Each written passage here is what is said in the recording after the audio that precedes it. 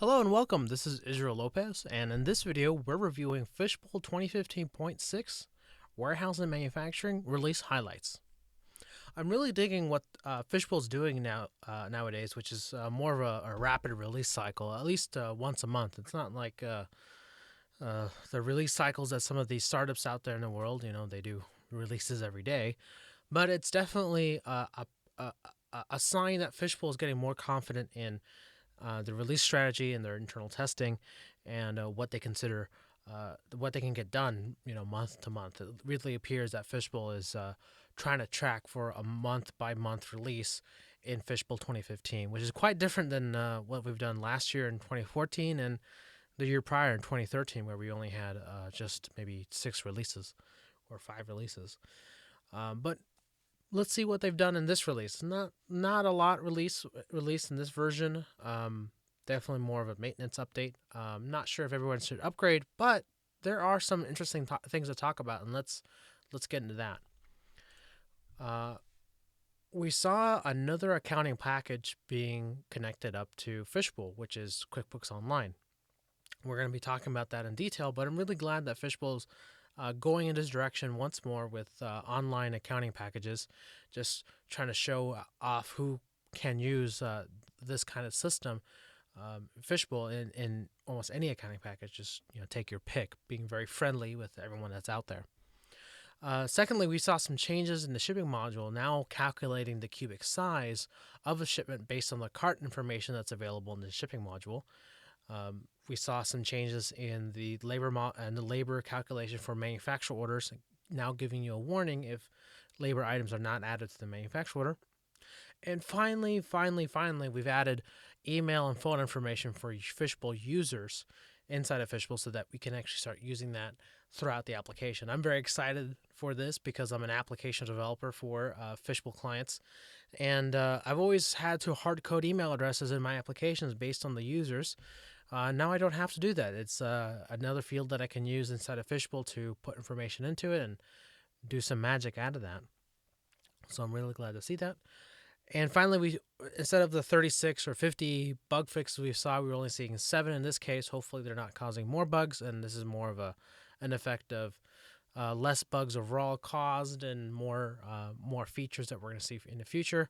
Hopefully in the next release, they've got some more awesome stuff going on. And less bug fixes overall, but I'm really glad that Fishbowl is trending better. Let's take a look at QuickBooks Online and see how that's been done. QuickBooks Online can now immediately be used inside of Fishbowl inventory, Fishbowl Warehouse and Manufacturing. It uses a similar account configuration as Xero, and I'll explain why. And remember that we can use all features available inside of Fishbowl, like sales orders, purchase orders, manufacturing, and inventory adjustments with QuickBooks Online. There's no functional difference between the functionality that Fishbowl is performing. It just depends on what accounting package you want to use. And then finally, one note is that QuickBooks Online with Fishbowl will only work with QuickBooks Online Plus. That is their most expensive package at I think $40 or $50. Don't quote me on that. I haven't looked at it specifically. Versus their cheaper option, which is pretty cheap.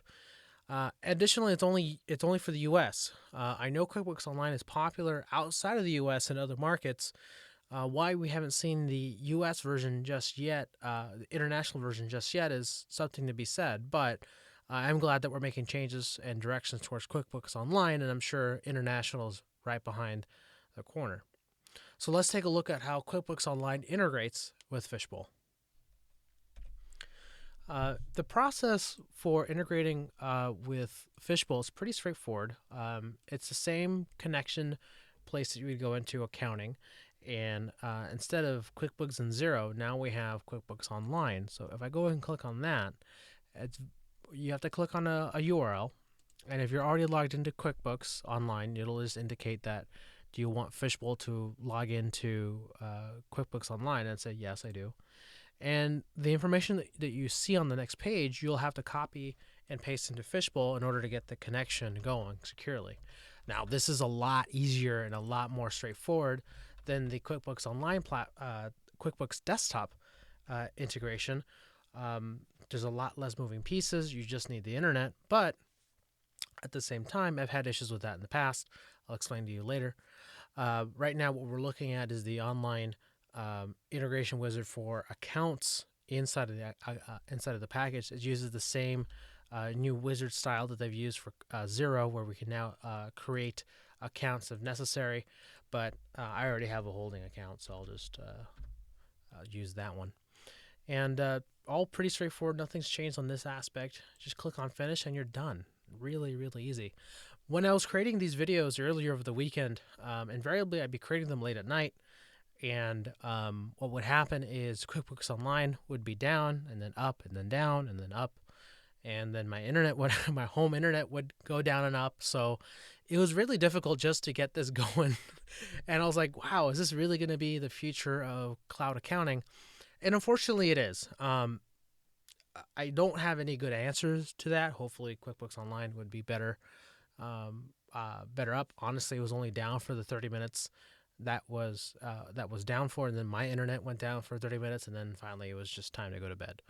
But anyway, I don't really expect anybody to be working with their accounting system late at night, but you may have run some troubles running integrated applications, automated schedulers late at night, right in their maintenance windows. But who knows? Not a big deal. The integration and exports that Fishbowl performs is a lot better now. What I'm going to do is actually duplicate a sales order and a purchase order and send that over to QuickBooks Online with a quick ship. And this should be pretty straightforward. I'm just going to ship inventory that I've got, and we're going to see that information post to QuickBooks Online. Go back to accounting, go ahead and export. And while this is going, I actually want to talk about a new step that Fishbowl's performing, which is a data validation. It's actually validating data to be on the QuickBooks or Xero or QuickBooks Desktop side before it tries to export. It tries to find all the issues that might happen that might stop an export and tell you, well, I'm not going to export the rest of this batch because you're missing a sales tax, or you're missing a vendor, or you're missing a sales rep code, or you're missing a piece of information, or an account, let's say, or your accounts are, you're debiting and crediting the same accounts, and we're not going to let you do that. Those are some validation steps that I know that's happening now, and that's going to be a bit different, so that it's not just going to go start exporting and fail. It's going to try to make sure that that data is over on the other side. And if we go over to QuickBooks Online, we should see that. Now it's trying to type in Japanese for me, and this was when I was testing some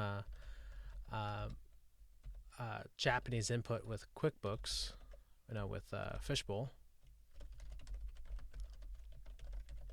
and I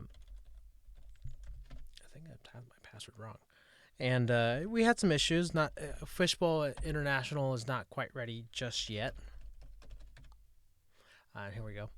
And there's some changes that Fishbowl's been making internally, but I'm not quite ready to explain those just yet until full internationalization is ready. But for now, we're just going to talk about what we just posted. So I posted some invoices over to QuickBooks. We've added something for us to look at. We've got this particular invoice number, and it works exactly the same way that you would imagine. You've got your billing address, your terms, your invoice date, bill date. There's not much more you can ask.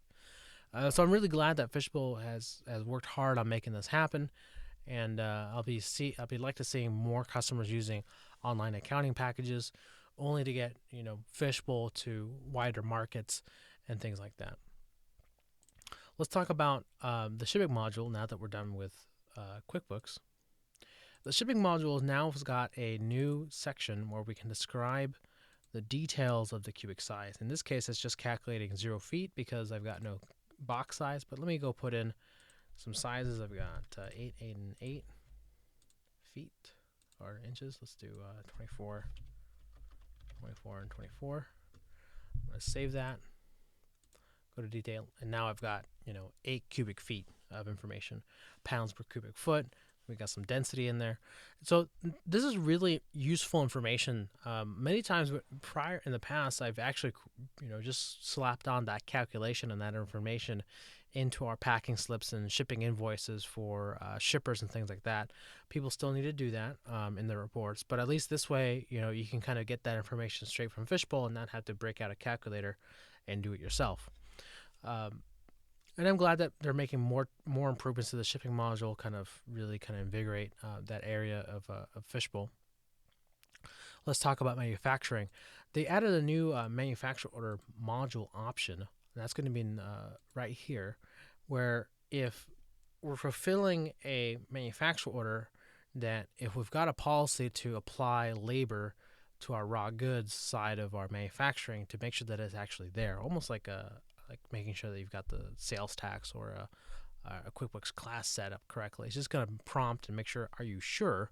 Because we shouldn't be doing any manufacturing without labor goods. So if that happens to be what your company does, or that's the policy that you have, go ahead and take a look at this module option and make sure that applies to you. Now, lastly, we're going to talk about some of the changes that happen in the users. So if you go to set up user, and we click on a user right now, we've got a email and phone number field, and finally we can use this for other areas of Fishbowl. I'm not quite sure if we're using this in all areas of Fishbowl where we have emails right now, but I'd like to actually use it in some of my current customers' projects where we just email based on monitor information, or email the sales rep shipping invoice each time it gets shipped, or stuff like that, kind of more procedural document. Alert me when something happens, or alert me when my PO has been received, stuff like that. I'm sure Fishbowl's going to do that themselves, but I know customers right now who would love that feature and is willing to put the effort in making that happen. So I really appreciate this feature, because now I can actually put data there.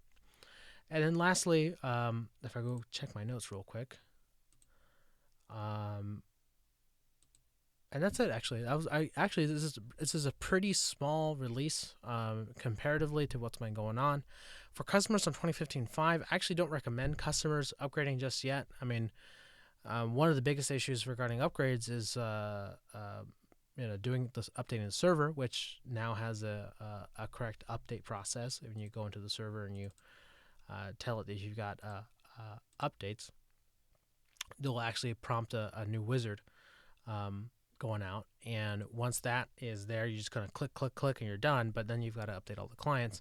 And something that I've noticed in the past recently is that upgrade process isn't always as straightforward, only because connectivity, fails, and you got to go over to the computer and update that yourself. So despite Fishbowl promoting an accelerated development schedule, it doesn't necessarily mean all the clients are going to upgrade and update quickly until that process is painless, similar to how Chrome does it. And before Firefox got their head in the game and did it the same way, where it's just it's going to upgrade anyway. You don't have a choice. We'll just change the versions next time you close.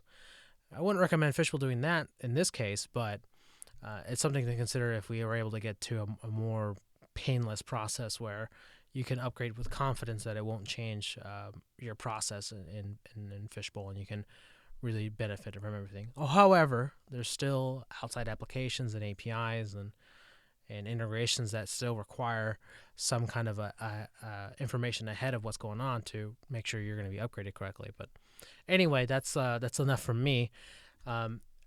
If you haven't seen our user group at fbusergroup.com, I very, very much encourage you to visit there. We've seen more and more activity every day. This is kind of an unofficial Fishbowl user group for other Fishbowl admins, other developers, other users, consultants, and things like that who want to, give back to the community and really cultivate a positive experience for everyone who wants to learn Fishbowl. Not everyone can get a consultant to help them out, and sometimes you just need a question on how do I do manufacturing this way, or how do I use auto PO this way, that sort of thing. And I really encourage people to check that out. And that's it. Thank you for joining. I'll talk to you guys soon. Thanks. Bye.